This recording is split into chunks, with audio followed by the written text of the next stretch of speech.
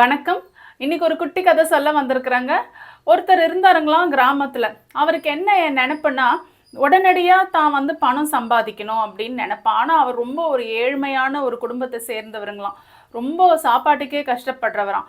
ஆனா, அவருக்கு அந்த உழைக்கணும்னு எண்ணமே கிடையாதுங்களாம். அவர் என்ன பண்ணாருங்களாம், அந்த ஊருக்கு வந்த ஒரு முனிவர பார்க்க போனாருங்களாம். அந்த முனிவர் ரொம்ப சக்தி படைத்தவர்ன்னு மக்கள்லாம் சொன்னாங்களாம்.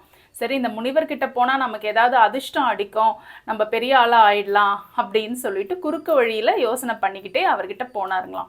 இந்த கிராமத்தார் முனிவரை போய் பார்த்துட்டு என்ன சொன்னார்னா, ஐயா நான் பரம ஏழை, என்கிட்ட கொடுக்கறதுக்கு எதுவுமே இல்லை, என் உயிரை தவிர்த்து. என் உயிர் ஒண்ணுதான் இருக்குது, என்கிட்ட எந்த பொருளும் இல்லை, எந்த பணமும் இல்லை, அதே மாதிரி எனக்கு சாப்பாடு கூட சரி கிடையாது, எனக்கு ஏதாவது ஒரு வகையில அதிர்ஷ்டம் தர மாதிரி ஏதாவது ஒரு பொருளை கொடுத்து உதவுங்க அப்படின்னு சொன்னாருங்களாம். கேட்ட இந்த முனிவர் சரி நான் உனக்கு இப்ப 5000 ரூபாய் தரேன், உன் 2 கையும் வெட்டி இங்க என்கிட்ட கொடுத்துட்டு 5000 வாங்கிட்டு போயிடு அப்படின்னு சொன்னாருங்களாம்.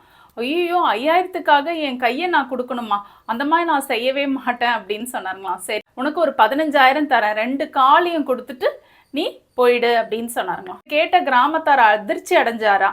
என்ன 15000த்துக்கு என்னுடைய காலா, இவ்வளவுதான் என்னோட காலோட மதிப்பா, நான் அப்புறம் எப்படி நடப்பேன், ஐயோ நான் கொடுக்க மாட்டேன்.